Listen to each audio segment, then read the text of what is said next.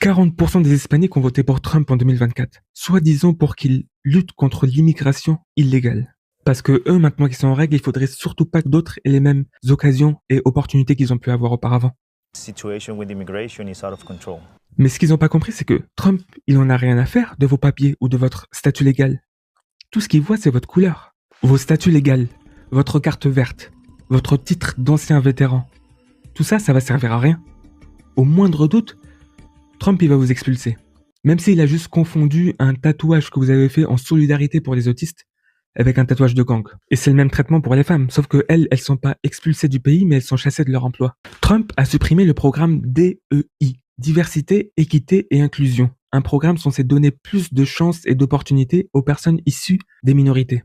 Mais en réalité, ce programme, il concernait surtout des femmes blanches. Donc beaucoup d'entre elles qui se croyaient à l'abri parce qu'elles n'ont pas compris qu'elles-mêmes faisaient partie des minorités, se sont retrouvées sans emploi du jour au lendemain. Not how I wanted to start my 2025. I was just laid off. Une autre mesure que Trump a prise et qui nuit aux femmes, c'est le décret de la protection de l'intégrité du vote américain.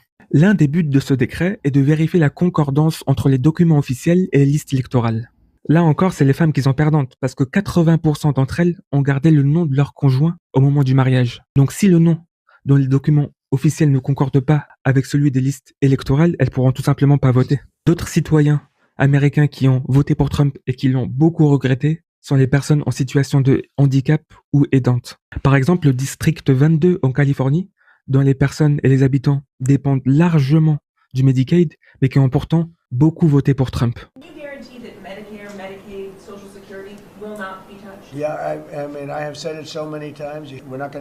Mais Trump et les promesses, on sait ce que c'est. L'administration de Trump a décidé de faire une coupure budgétaire de 880 milliards de dollars qui va lourdement affecter le programme Medicaid.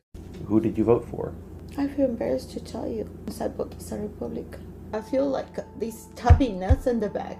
Et la dernière communauté dont je voulais parler, c'est la communauté arabo-musulmane, surtout au Michigan, qui ont fait un vote punitif contre Joe Biden et Kamala Harris à cause de leur manque d'action face au génocide à Gaza.